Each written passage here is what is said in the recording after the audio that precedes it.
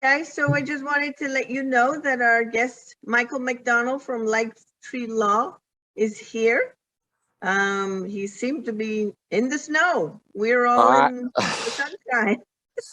I am, and I apologize. I mixed up my time zones, so I'm on a ski slope. But anyway, as soon as I heard that I'd mixed up the times, I jumped on the phone as soon as possible. So please forgive me. That was my mistake, but I'm here and ready to speak with you about estate planning. So take it away. So basically, we've all learned that it's not how much you make, it's how much you keep. And we usually at the end when we start to retire is when we realize that we've made a lot of money and then we have to give it all up to Uncle Sam. So we definitely need people like Michael to help us to keep it as much as we can. So Michael, you have the floor for at least 15 minutes. Okay, then I will. Opening it up for conversation after that. Okay, that sounds good. Now, I'm going to be speaking primarily about Florida law because that's where I practice. However, a lot of the same principles are going to apply no matter where you're at. So for basic estate planning, I'm just going to cover this a little bit. Probably everyone here knows this material, but I want to be absolutely sure that we're all on the same page. So typically, you've got three ways as far as your property passing after you pass away. And that is intestacy, which means you do not have a will, or testacy, which means you have a will. Now, for both of those, you will go to probate court, or your family, I should say, will go to probate court. The biggest difference is that if you have a will, at least you've provided your personal representative and family members and the court with instructions on what to do with your assets. Now, the third method is the trust method. Now, the trust has several benefits over the will, but it's not necessarily what everyone needs. You can have an outright distribution with a trust, which means after you pass, your trustee is going to gather all of the information regarding your creditors, also gather all the information about your assets so that they can make the distribution after everything is settled. Now, that can be outright, or it can be staggered. It can be what's called a dynasty trust, which means that you can set it up so that it doesn't last in perpetuity, meaning forever, but it can last a very long time for your heirs. It can last generations, let's put it that way. So those are the three basic methods. In the state of Florida, there's a couple of ways that you can protect yourself as far as not going to probate, having some of your assets not going to probate, such as with bank accounts, you can have PODs where you can list a beneficiary. After you pass, your funds will then be transferred to that particular beneficiary. You can also list your beneficiaries for your 401k, your qualified retirement plans. Now that you have to take into consideration the number of people you're going to distribute it to. And also remember that there's a 10-year window. And that 10-year window means that they have to take all of the assets out of the qualified retirement account within 10 years. So they can break it up. The key point here is that you don't want to affect anybody's tax bracket severely. So if they break it up into tenths, then that works out pretty well. You don't have to run that through the trust or anything else. And it will also keep you out of probate. Life insurance policies can also be kept out of probate. They can go directly to beneficiaries that you list.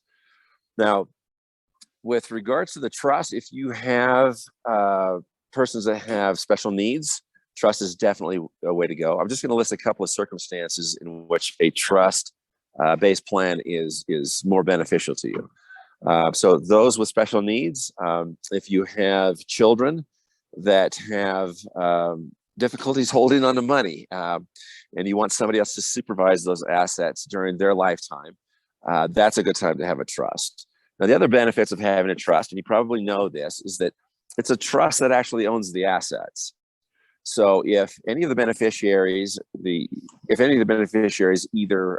they have some type of event, a divorce, a bankruptcy, a judgment against them for an accident, well, no one can get at those assets that are in the trust because the trust owns those. So that protects those assets under any of those circumstances. Now, along obviously with the will and the trust, as I've talked about, those are your after death documents, but you want to be sure you also include your living documents, which are your power of attorney, your living will, your healthcare surrogate documents, which are essentially a power of attorney for healthcare services. That way you have persons that can make your healthcare decisions just like they can make your financial decisions for you. And I also suggest that you list 3 people. And what I mean by that is that you want to list them successively so that if one person is not available, then the next person steps in and makes those decisions for you. That way you don't have to you don't have to change your estate plan. Every few years, you have something that's going to last a long time. Now, the other thing that I'd like to point out is that if you title your assets correctly, particularly with a trust during the transfer, then you can save on your taxes. And what I mean by that is that your beneficiaries are going to get the benefit of what the cost of the item is at the time that they receive it. So they're not going to have to pay any capital gains, meaning that you can pass items through your trust that may have originally had a $200,000 value, and they may have increased in value to $500,000 or $1 million. But when they transfer over your trust, they're not going to have to pay that capital gains. Now, currently, the federal estate tax is about it's over $11.5 million a person. So that's, $23 million for a couple. So that step up in basis for the taxes is very important. Particularly in Florida, you can have what's called a ladybird deed. And that's another method you can pass property assets to a remainderment, which is similar to beneficiary, but you can pass that to them and they're not going to have to pay the capital gains on the appreciation of your property. So that's, a few different ways that you can save tax-wise when passing your assets on to your beneficiaries. So that's kind of a universe of estate planning. I went pretty broad, but if there are any particular questions, I'm very happy to answer them.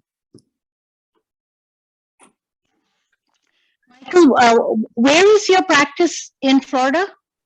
My practice is in Pembroke Pines, Florida, which is West Fort Lauderdale. So I'm just off of I-75 in what's called Sheridan. Okay, I'm in Sarasota. Oh, okay. And also, what ski slope are you on? I'm at a place called Wolf Creek, Colorado, which is my first time here. But it's the only place that I found that has over 50 inches of snow. So yeah, because there's some members of my family ski and they haven't had any snow in a lot of places. So that's why. Right. Okay. This is in southern Colorado. Very nice. A little cloudy today, but definitely worth the trip. Do you ever recommend irrevocable trusts? Yes. Well, irrevocable trusts are kind of tough in Florida. And that is, we don't have irrevocable trusts. There are other states such as Nevada, Wyoming. There are a couple of other states you can go to set up irrevocable trusts. But Florida is not a big fan of them. Now, I have heard people trying to set up what's called a common law irrevocable trust. I am a little leery of that. I really haven't seen case law where it's been challenged. I don't think it's going to hold up. There's a specific reason that Florida wants us to have revocable trusts. But we are from all over. We are from all over on the Zoom meeting. So, Yes. And there's certain instances where you can set up trusts. You can set up trusts specifically for land or also for Medicaid purposes. But with Medicaid purposes, you have to be careful because there's always a 5-year look back. So you can divest yourself of assets, but if anything happens within that 5 years, then Medicaid can go back and look for those things. So if you're going to do an irrevocable asset, irrevocable trust, just be careful the type that you're going to get. Hey, Michael, this is James. Thanks for the presentation. Could you talk a little bit about the differences between revocable and irrevocable trusts, just for clarification? Sure. So a revocable trust means, and typically this is what you get in Florida. Okay, an irrevocable trust means that while you're alive, you can change it. You are the trustee of your own trust. So you can put assets in it. You can put assets take assets out of it. You can revoke it if you want to. It's your trust. Okay, so. And it's also what's called a pass-through entity as far as taxes are concerned. So you're still taxed according to your Social Security number, through your Social Security number. Nothing's going to change. It's not going to cost you any additional funds as far as your taxes. Now, as soon as you die, then it converts to an irrevocable trust. And that means all of your wishes, everything that's in that trust, that's there. That's pretty much ironclad. Okay. There are some specific instances where and I typically do this. I put in what's called decanting language, which means if they're under certain circumstances, your trustee can decant it and transfer it into another trust, or if the funds get too low, it's even possible to terminate the trust. But yes, as soon as you pass away, then it becomes irrevocable, and you get an EIN number, and taxes have to be filed after that. Your trustee also has certain duties to make sure that fiduciary duties to make sure that they preserve the assets and follow your instructions. Thank you. Sure.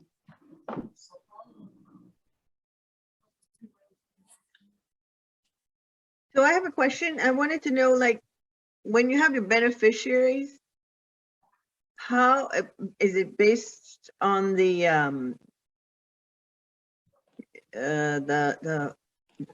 I guess what I was gonna say was that when they die and you go in probate, how do you save the headache of going through all of that with using will and trust? Okay, with a will, what you want to do is just be very specific in your language. You also want to make sure that all the documents reference one another correctly. You want to make sure that if there's somebody that you want to disinherit, you put in specific disinheriting language that says, this person shall be treated as if they predeceased me. Okay, they are specifically disinherited. That way, if they try to challenge the will, it kind of cuts the legs off from underneath them and makes it much more difficult. So you just want to make sure that you've thought things through. And what I typically do with my clients is I send them a asset inventory sheet so that they can list everything. And believe it or not, I would say 90% of my clients, when they list everything that they have, they're surprised because they have more than they thought they did. But then that's a great starting place, because then they can start thinking about, how they want to divide it up between their beneficiaries. So the other thing is another benefit of the trust that I didn't mention earlier is the trust is private. You do not go to probate court. Your trustee can handle it. And it depends on the complexity of your trust. But I would recommend using an attorney at first to set up the administration, and then the trustee can take over from there. But there's no need for a probate court. The only way you would end up in probate court is if, potentially somebody was going to challenge the trust. But if it's a well-done trust and that person takes it to another attorney and says, hey, look, I want to challenge this, the attorney may say, it's not worth it. It's not, you're going to pay me money, but nothing's going to happen. So you can protect yourself that way. Does that answer your question, or did I go off on a tangent? That you answered my question. Okay. My question. Thank you.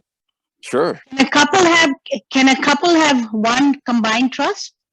Yes, you can have a joint trust in the state of Florida and in other states as well. But just as a side note, you cannot have joint wills. Okay, each person has a separate will. For a joint trust, I save that for couples that have been together for quite a while, and there's slim to no chance that they're going to break up in the future. I've had clients that have been married 40 years. They're a safe bet.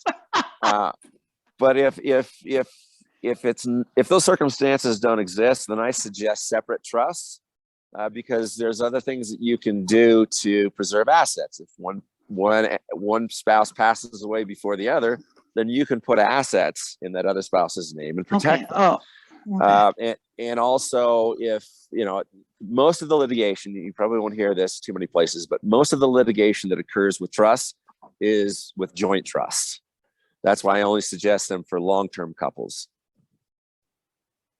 So you can leave it to each other, spouse, wife, and then when you're both gone, you can just leave it to your kids. It can be very simple.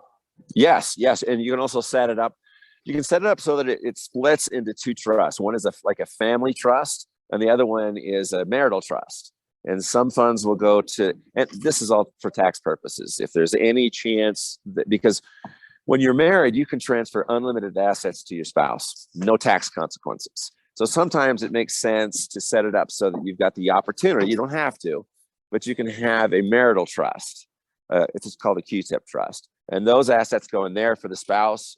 Spouse can get at both the principal and the income. And the spouse can also have access to the family trust as well. Again, it's mostly for tax purposes.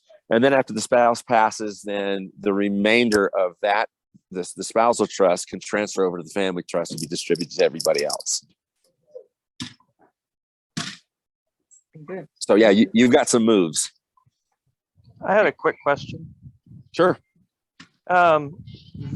Items like vehicles and stuff, does the title need to be transferred into the trust while they're still alive, or it just has to be named in the trust? I would leave, depending on your state. Florida, I would leave it alone because there's a pretty simple way through DMV to take the death certificate and get to transfer of title. Putting a vehicle through a trust can cause some problems with DMV that it will cause more headaches. So there are certain properties or certain items that if they are titled, then you definitely want to title them in the trust. And you also want to have something, just as a side note, you want to have something with your trust called a pour over will. So it's another will, but it's a will with your trust, but the specific will say, hey, anything else that's left in my estate that hasn't been titled in my estate, I want you to pour it into the trust. So it's kind of a catch-all kind of thing. So going back to vehicles, yeah, I would leave them alone and don't, and try not to put them in, some people try to put them in 2 or 3 names, but they don't realize that also exposes them to more liability. It exposes everybody to liability if there's an accident in the vehicle. So I have another question, because as investors, sometimes we tend to have more than one family.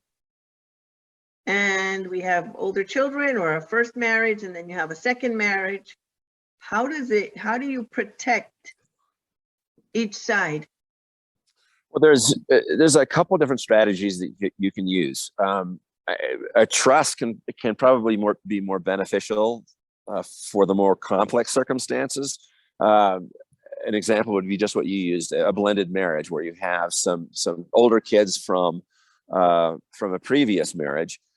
There's something you can do that's called a specific distribution.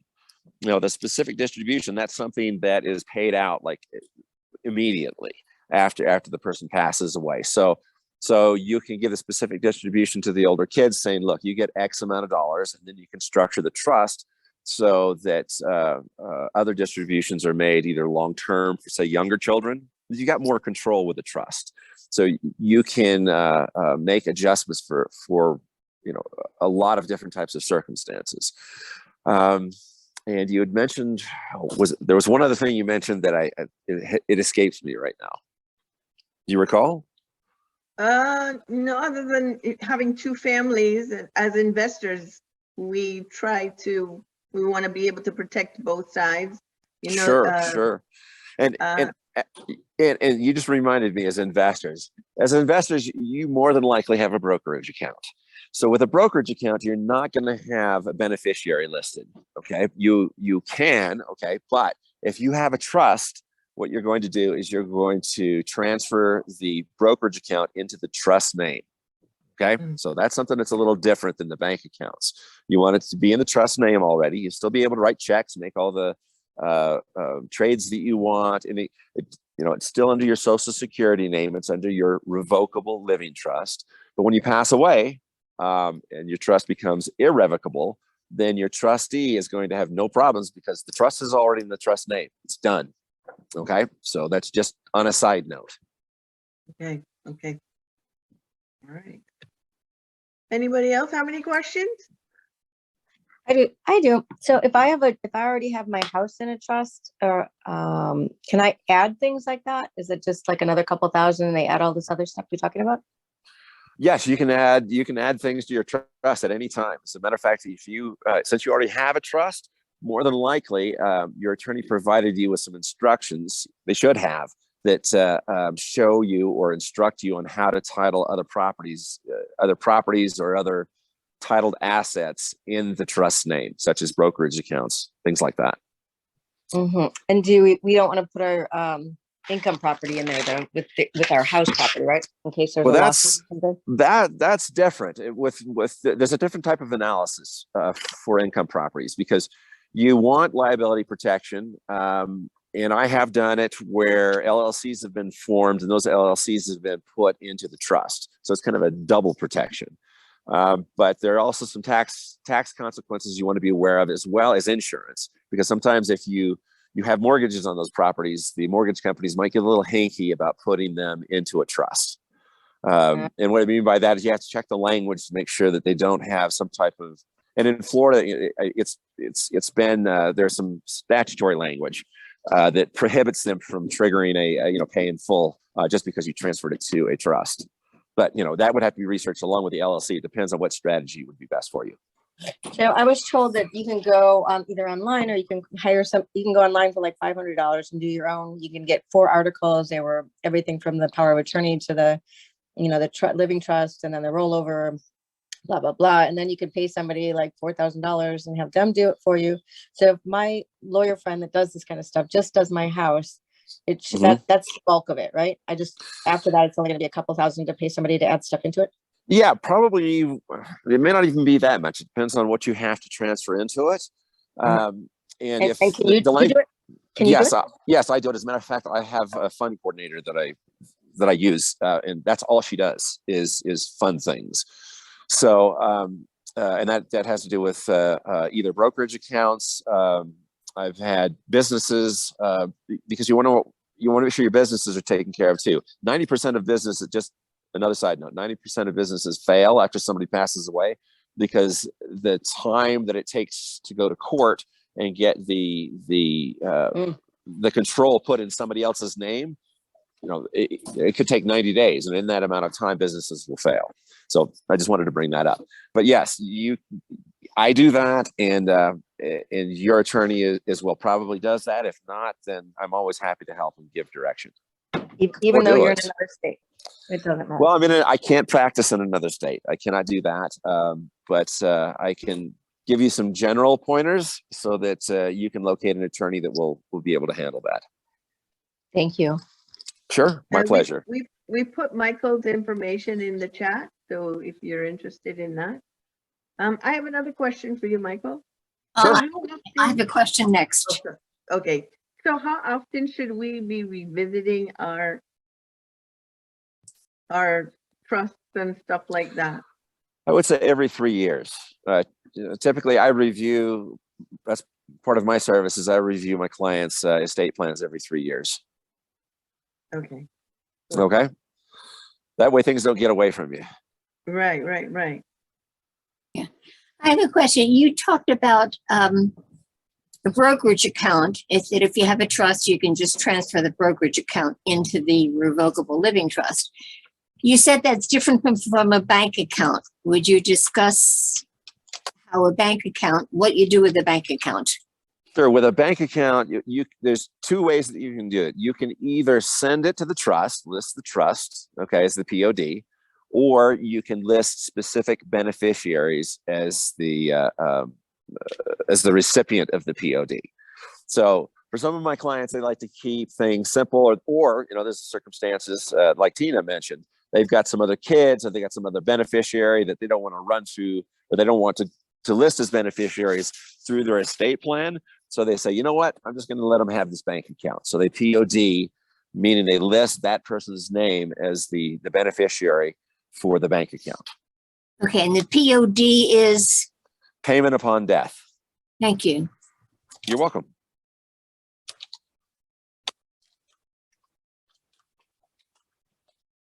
So I have another question for you, and this is if I wanted to come and have a meeting with you, Michael, what would I need? What should I prepare? And Well, would I what I do, bring? sure. What I do for a strategy session is I send my potential clients a questionnaire, and it's pretty thorough. It gives me an idea of exactly what you want to accomplish, but also helps you list your assets so that you're aware of what we're going to be talking about. That way I can look at it and I can prepare before we meet. I cover some of the territory that I've mentioned here as far as the differences between estate plans, will-based or trust-based plan. And then we talk about your circumstances. I need to get to know you a little bit and who your beneficiaries are so that I can give you suggestions. I'm not going to tell you what to do. I'm going to give you different types of strategies so that you can pick what you want, what you think you need. So I'm a flat rate attorney. So I charge flat rates for either the will-based or the trust-based. There's some variance in the trust-based. It just depends on what you want, whether it's just an outright distribution or if it's a long-term thing that needs to be set up for children and grandchildren. Okay. Now, anybody else? Anybody else? So I have another question because it's one of those things. I guess in my household, I'm the one that's in control of everything. I've got all the passwords. I've got everything. How do I prepare? God forbid that anything would happen to me, that when they're having to rummage through all my mess and my paperwork for bank account login passwords and stuff like that, what do you do? Well, there's a few different things that you can do. When you're doing your questionnaire for me, you're going to be having to look at all of these accounts. And at that time would be ideal to start writing down a list for all of these contacts. And you can keep that separate in a different type of a Word document or something like that. And I would preserve that and also put it on a USB. Now, there's something that I do. I've got and I give to all my clients. I give them a USB. It's a card that they can carry around in their wallet. It has all of their estate planning documents on it, but it also has, we can put an information sheet on there, which has list medical information, all types of contacts and everything else. So it's always with you. You can make a copy of it and give it to your trustee or personal representative so that if anything happens to you, they have access to all of that information. And I would recommend having that inventory and that information list for them. Now, there's one other little thing that I do. That's at the end, I do what's called a legacy video. That's where I sit down with my client and we kind of do a "This is your life" video, because along with all the other assets that you pass along, probably the best thing that you can pass along is your life experience. So I like to record my clients. It usually lasts 30 to 45 minutes. And they are able to tell their kids, their grandkids, great grandkids, and their children the lessons they've learned and what their life was kind of about. So I recommend that as well. That's awesome. Thanks. Good idea. Appreciate it. We always remember that when especially my grandmother passed away, and you asked, does anybody remember her recipe on this? Or does she remember the things like that? Who was her first boyfriend or girlfriend or whatever the question is? That would be a great Absolutely. Something memory for to them. have. Absolutely. And I've had some amazing stories told to me by couples that, they left Cuba and they met when they were teenagers and they were separated. And then years later, they met in New York. They got married and when they were talking to me, they were having their 60th anniversary. I mean, just great stories, wonderful to pass along. So anybody else have any more? Hi, Gary, come on. Hi, good afternoon. Okay, that wasn't me. Back to meeting. Okay, hi. Hi. So I've heard that there is a possibility, by the way, where are you? I joined a little late. Sure. I'm in Pembroke Pines, which is West Fort Lauderdale, Florida. Oh, it looks like you're somewheres in the snow. Well, right now I'm in southern Colorado at a place called Wolf Creek. It's a ski resort. Okay. I mixed up my time zones, so It I didn't look- apologize. It didn't look like fake snow. So No. I've heard that there's now a way to leave a QR code on your cemetery stone and actually leave a video that people can come up and look at your phone. Is that something that you've ever been involved with? No, I have not, but that sounds like a fantastic idea. I like that. That is too I funny. do the video, but I have not heard of that service before. That's something for me to look into. Thanks for bringing it up. Okay. What did he say it was? It's a QR code for your headstone that you can use your phone and it will show the video. I do the video, but Oh, I did that's not. awesome. I was not aware of that service. That's awesome. Hmm. That's a different spin off of that. Yeah, absolutely. Well, it's been wonderful talking with everybody. I'm going to have to go because I'm starting to freeze. I couldn't do this inside because there was too much noise. But if there's any other questions, please reach out. Again, Tina put my contact information with the group, and I'm sure you can reach out to her and she'll have it if not. Thank you, Michael. Thank you, everybody. I hope My this was pleasure. helpful. Thank you, Michael. My pleasure. Thanks for having me. Really appreciate it. Take care. Bye-bye. You must really be freezing now, standing there for so long. So I hope this was helpful. I hope this brought some light into our preparing for our retirement and, or as they would say, our departure.